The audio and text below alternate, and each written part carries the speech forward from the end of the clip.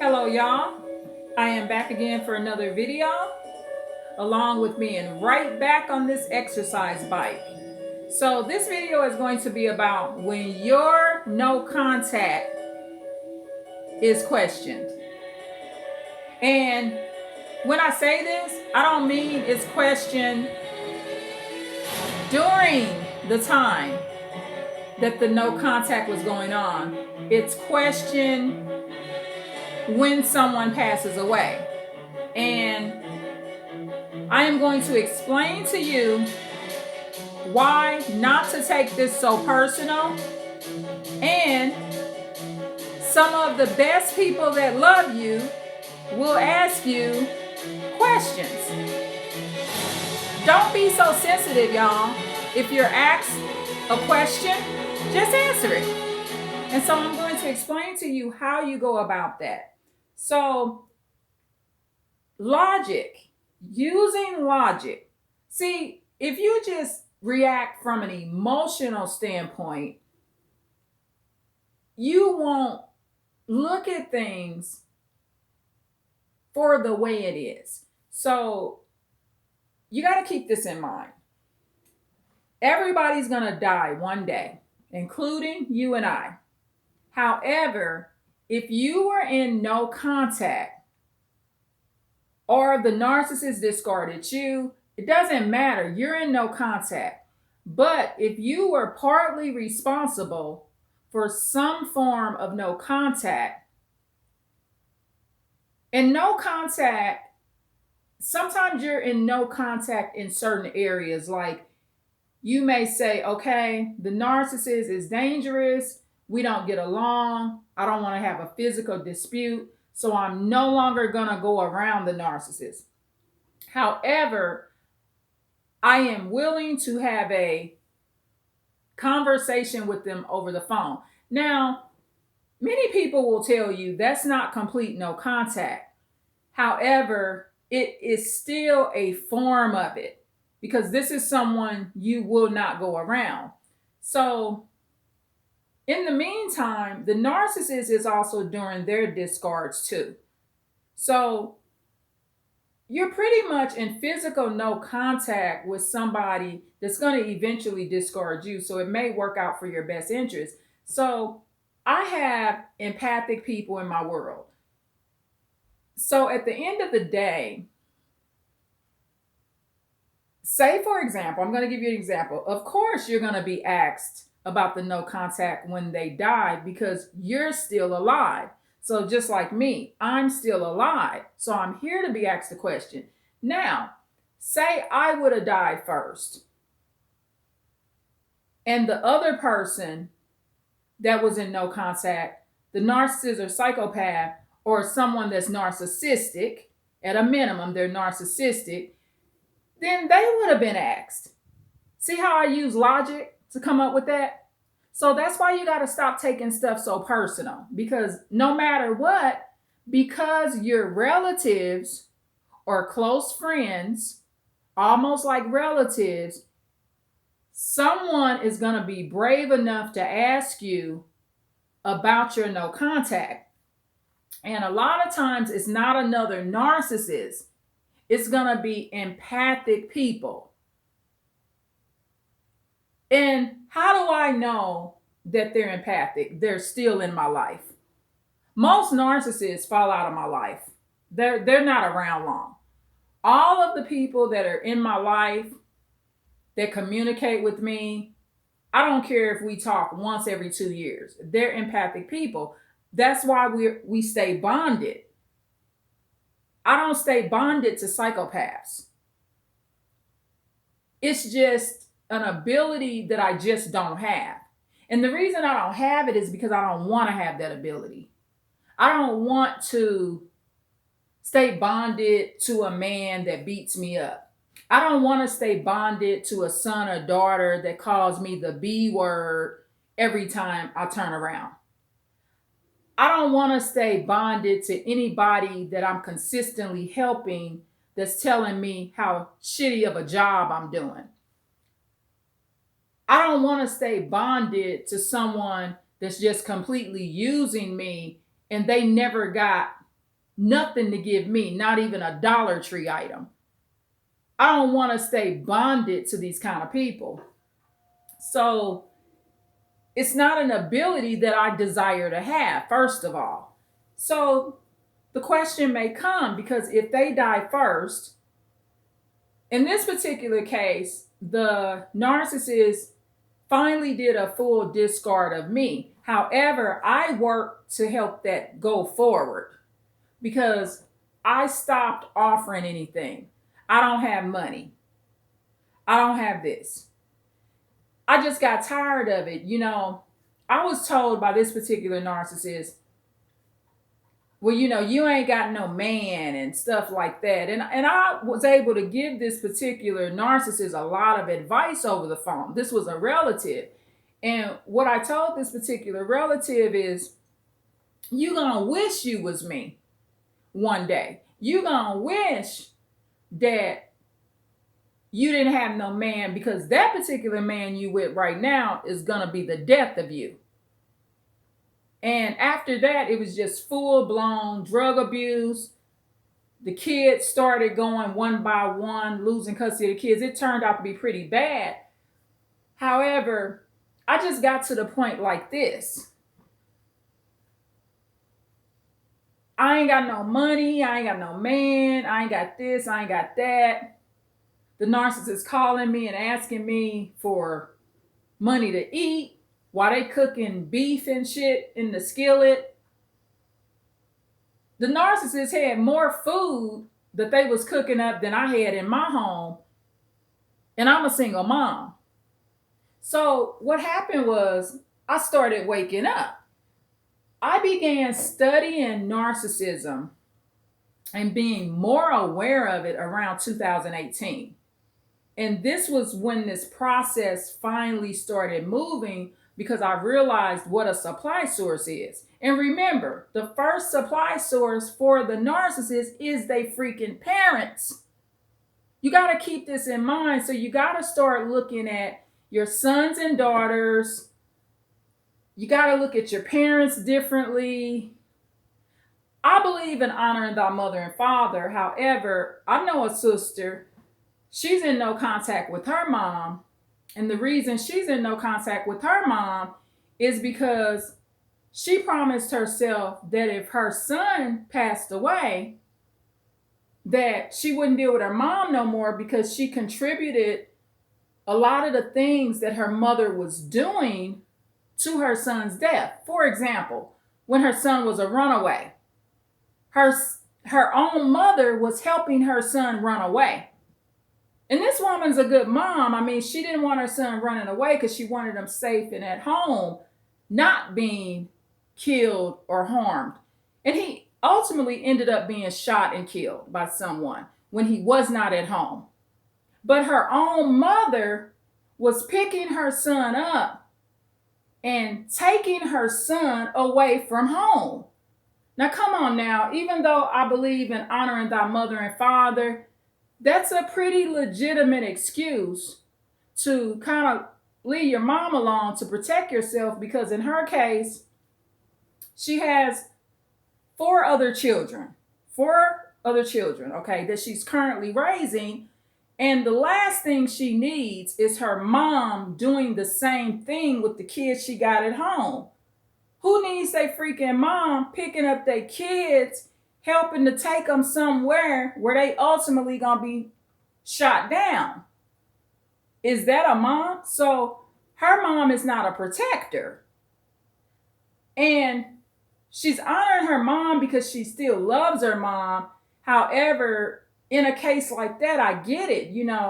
I was one of those people, okay, you shouldn't go no contact with your mother and father. However, in that case, that's a touchy situation. So I'm just giving you an example.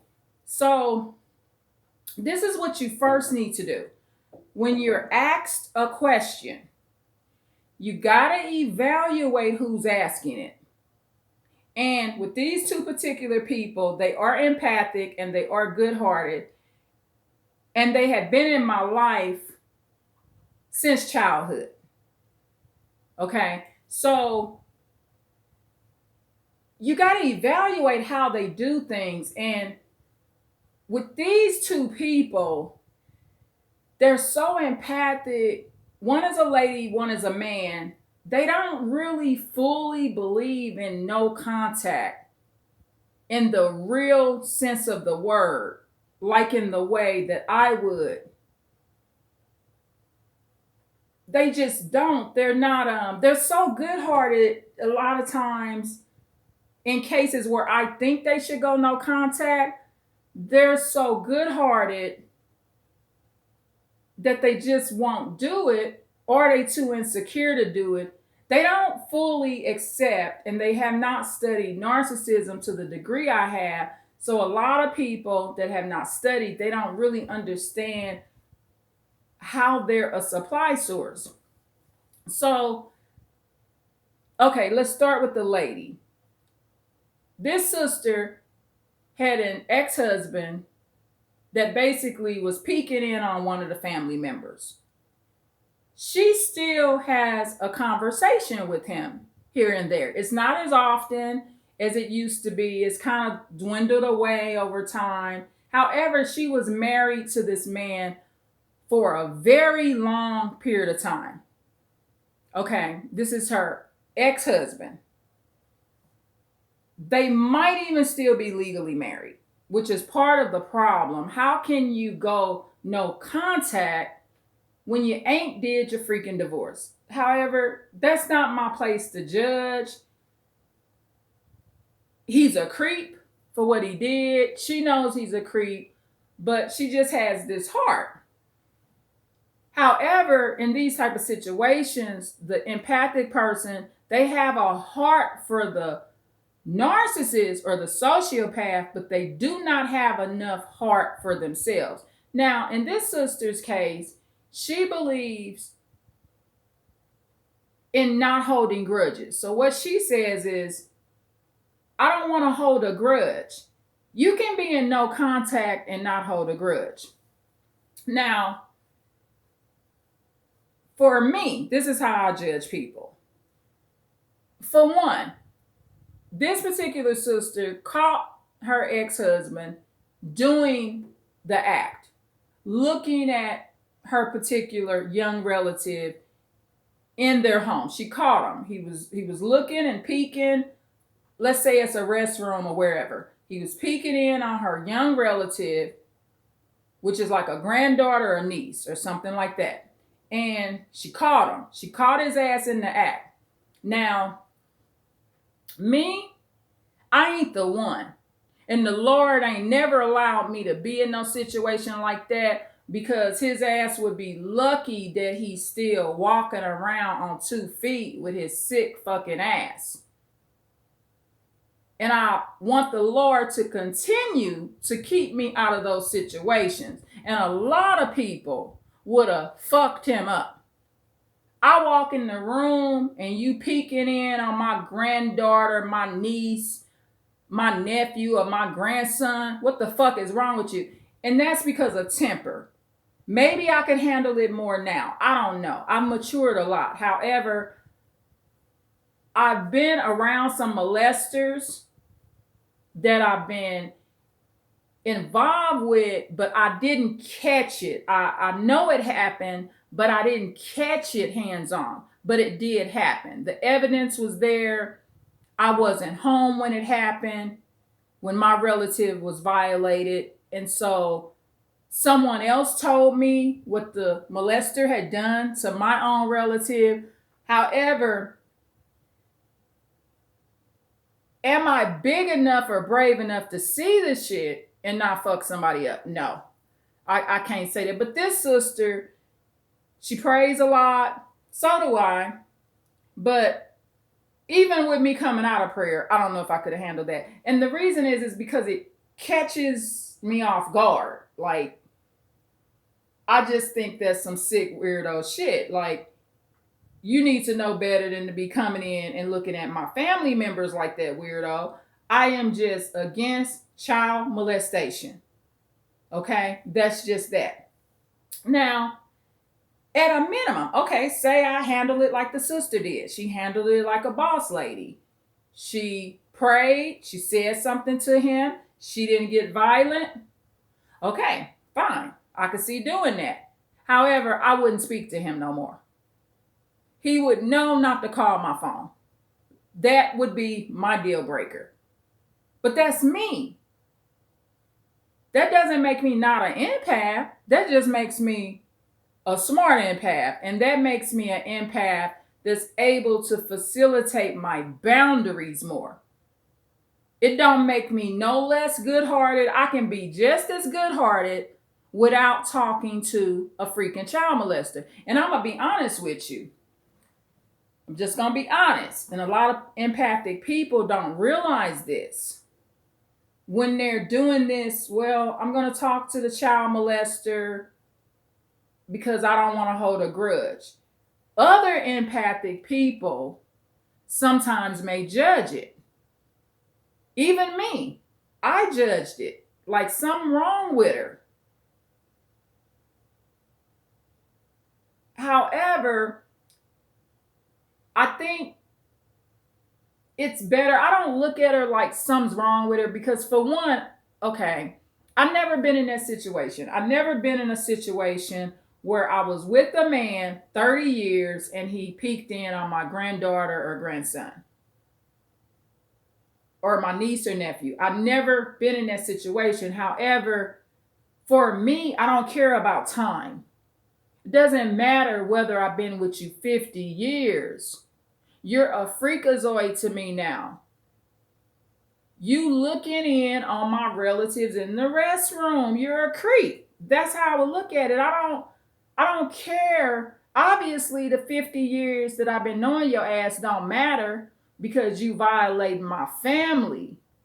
I wouldn't care if it was one of my relatives' little friends that had came over. Don't do no weirdo shit like that around me. So that's just how I feel. And excuse the profanity. Okay, so that's person number one.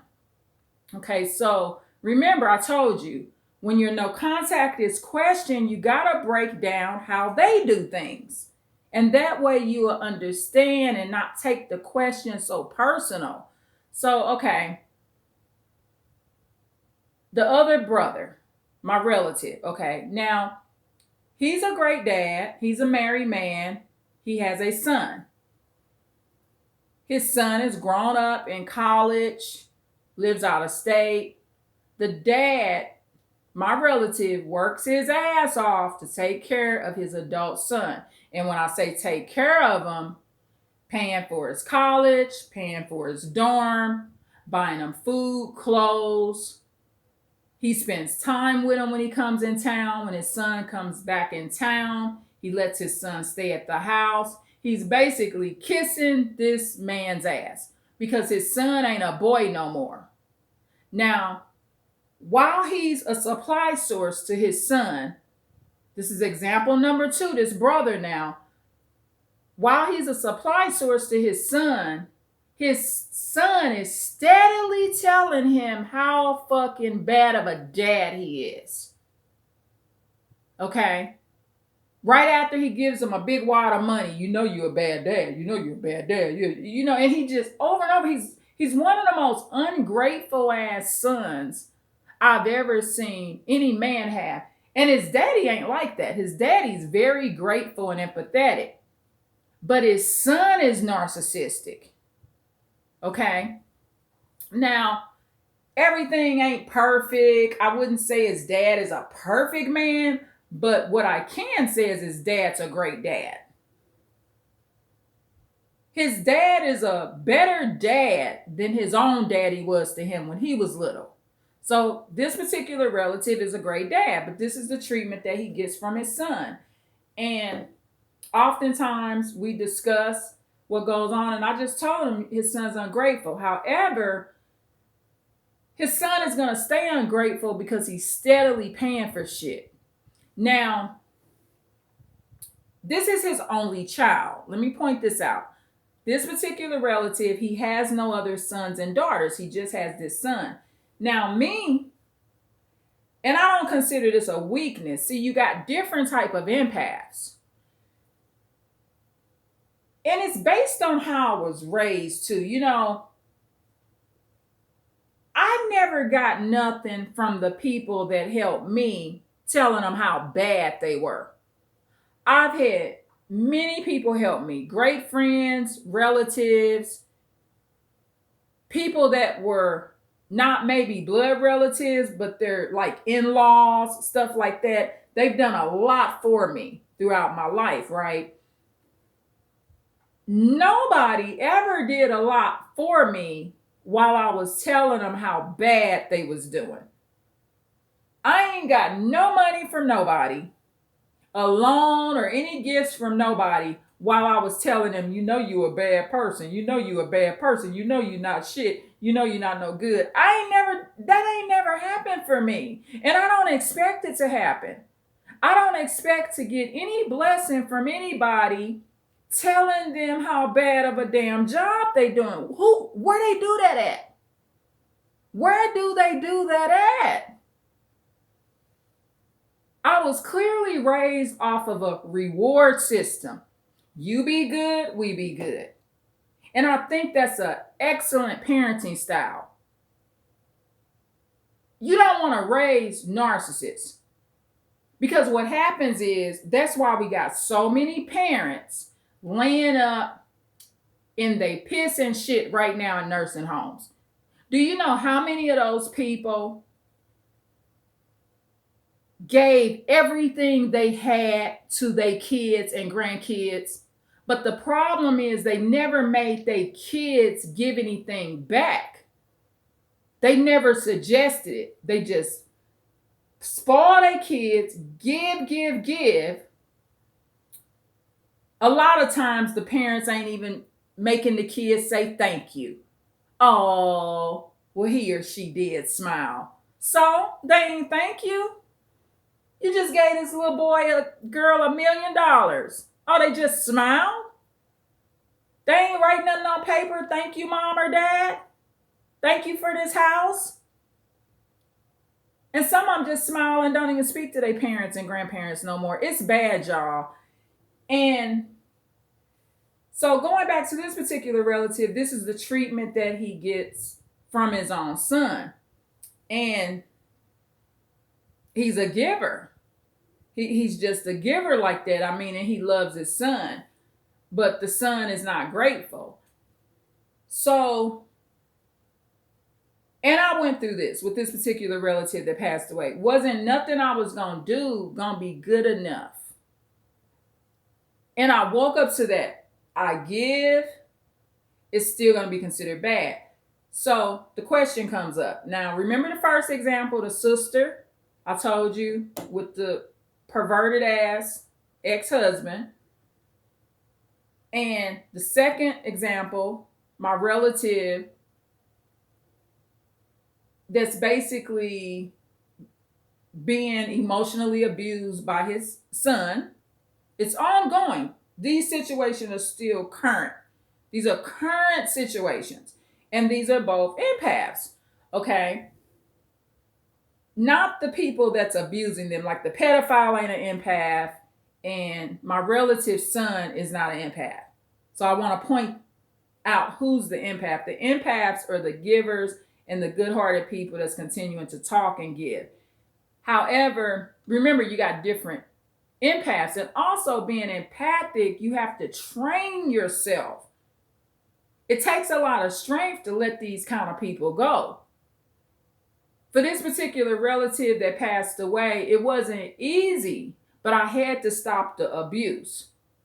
I had to stop this woman because at the end of the day, these are grown people. I had to stop this woman from having me console her, donating to her here and there. But at the end of the day, it was a clear pattern of once I donated to her, once I gave to her, I was going to be a bunch of bitches again. I had to stop this pattern. And what happens is, it's no love there anyway. This is not somebody that loves you. So what happened is, once I stopped giving what I was giving, because I already was in a physical no contact without really accepting or acknowledging that, but I was at least from a subconscious and conscious point of view protecting myself from her somewhat. So once I stopped offering things, the little that I was offering, she just went away. She went into a no contact, and she continued to abuse her relative in Texas. I would call that financial abuse. Okay, when you got somebody that really don't, in the real sense of the word, love you, and you paying for their motel, you driving around on the road and you see them outside homeless, and they ain't let you know where the hell they at, won't call you, you ain't talked to their ass for 6 months, and you keeping they freaking kids, and this relative is running around on drugs, disrespecting her damn father. So that ain't somebody that really love her daddy, not in the right way that she should. This is definitely not someone that's, what they say, honor thy father. She's not doing that. And at the end of the day, even though her father's an asshole and a psychopath, he was a lot better of a father than she was a daughter. Because I promise you this, if her daddy would have got sick and her daddy needed a motel, she wouldn't have had shit to offer her daddy. Because she won't get her life together and get off drugs to offer her daddy shit. Drug addicts don't love you. They more interested in buying drugs than getting off drugs to do anything for their parents. They're not giving a damn if their parents are in nursing homes and chopped up by the nursing home people. They don't care nothing about their parents because they don't even care nothing about themselves. So at the end of the day, the first two individuals I discussed, the sister and the relative, that's the brother, or a man, they asked me about the no contact. And I learned this from a therapist many years ago when I was in therapy. And this particular therapist told me, you put too much of the blame on yourself. So whatever kind of empath I am, I tested out to be an empath. She didn't use the word, but basically she was like, you take way too much responsibility for stuff that is not all your fault. I was the type that, just say hypothetically, if I was a criminal, if I drove the person to the bank to rob the bank, but I just sat outside and they went in and robbed the bank and killed somebody, I would take the blame for the whole thing as if I committed the murder just because I drove the person there. I would have took so much responsibility for that. But what I learned through this therapy many years ago is that that's what I'm doing. And ever since then, I catch myself because now I know that personality trait about myself. She wasn't lying. I was consistently in the therapy taking blame for everything that had went on. And she had to keep pointing out, this was a female therapist, she had to keep pointing out the other person's role in it. So that helped me build my character because you want to make sure that you're taking responsibility for the part that you did. So the question was asked, well, you didn't go see the relative very often. And a lot of times when you're in a physical no contact, sometimes you stay in the physical no contact and you don't even attend their funeral. I at least did that to pay my respects. But this is the beauty of this situation, y'all. And you may not like what I'm going to say. However, hey, yes, I went to the funeral. But that particular relative can't get up out that casket and argue with me no more. I can't be called a bunch of bitches. They can't be saying, I ain't got no damn man at the service. Oh, you came here, you ain't got no husband or man. Oh, whatever they have to say. Oh, you ain't really bring a bunch of money. Oh, you wasn't paying for my motel while I ran around and did however amount of drugs I wanted to do. You don't have to hear it no more. I mean, you a dead person and a person that's still alive cannot get into it no more, if that makes sense. I mean, it sounds harsh, but it's the reality. You're in physical no contact, and so I came out of physical no contact. Basically, I broke no contact when I attended the funeral. Now, this opened the door for me to be tortured by this deceased person's relative and his goddamn new woman.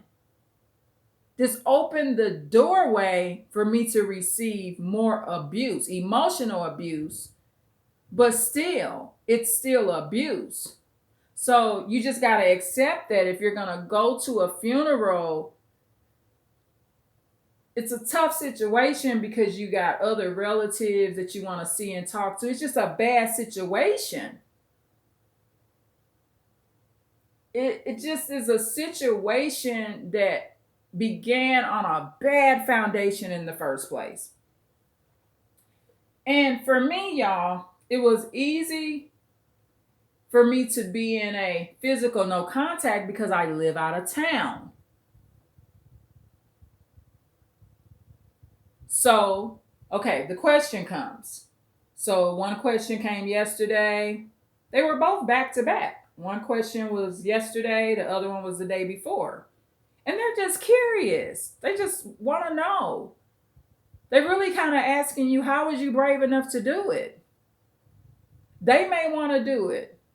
My relative may want to do it with his son. The other sister may want to do it with her ex-husband. They're trying to figure out, how do you pull this shit off? They're almost like, is you a narcissist? How the hell do you do no contact like that? How did you do it all those years? Pretty much being a physical no contact for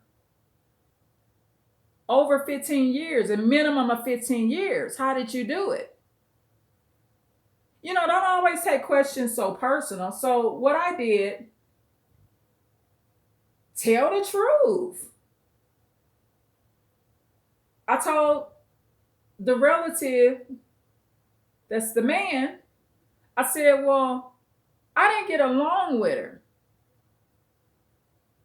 That relative that passed away, I didn't get along with her. She treated me bad. She probably could say I treated her bad. So when I got questioned by the sister, the one that has the ex-husband that's the pervert, I broke down specific situations that I didn't like. I said I was constantly being provoked. I'm the relative. She was constantly replacing me with other people. I was jealous. I didn't like it. I felt disrespected. I was sending her gift cards, and she was sitting on the phone with me wondering why the hell didn't somebody else give her the gift card instead of me? I went through a lot of emotional abuse. And we were arguing, we were disputing, there were threats being made back and forth. And so what the sister told me, she said, well, so you avoided some fights. She said, you avoided physical fighting. I said, yes, you could look at it like that. I avoided a lot of physical fights to where one of us could be sitting up in a casket way sooner. Or maybe I would have been the one in the casket. So this is the thing. And I learned this from therapy too. So this is one of the strengths that I've developed. And I developed this strength from the therapist telling me many, many years ago, I take the blame for everything. So this is what I have to do. It's done and over. I was in a physical no contact. Oh, and I also pointed out to the sister, oh, this is a good one, y'all, that empaths do. Oh my God, it's one of the worst traits. Oh goodness, I gotta. This is gonna be the best point of this video. I'm so glad you stayed to this part. Empaths do this, y'all. We question the person on why they didn't go visit the person, but this is a full-blown adult. So the sister asked me, she said, well, you didn't go see her. And like I said earlier, the deceased person, if I would have died first and she would have attended my funeral, somebody would have asked her that, well, why didn't you go see your relative? So empaths do this. They forget this part. So I was questioning, why didn't I go see her? But with this particular sister, I told her, I said, she wasn't coming to see me neither. I said, that's a grown woman. It went both ways. Just like I could have went to see her, she could have went to see me. And may I point this out, in 2018, which would have been 4 years before she passed away, I also asked her if she wanted to move back to the state and live. She said no. So right there, I'm not supposed to be living in some guilt over somebody that didn't want to save their own life. And she was right where she ended up. She was staying in the place where she ended up ultimately losing her life. She refused. She turned down my offer. I was willing to break the physical no contact, but she wasn't. That narcissist gotta get you back to your own detriment. They have to do it, y'all. When she went no contact, she made sure she stayed in no contact and discarded me up until the day that she was suddenly killed without knowing that that would happen to her. So that's what empaths do. When they ask these questions, they forget about what the other person ain't doing. And I pointed that out. I said, it takes two. I don't care if it's your daughter, your son, your niece, nephew, cousins, friends. It takes more than one person to not visit one another and build a relationship. You can't do that all on your own. And ultimately, that's what you gotta keep in mind. It takes two. And you can't be walking around in guilt and agony over these type of situations, because it's just not in your best interest. I'm going to do a part 2, y'all. So go to part 2 of this video.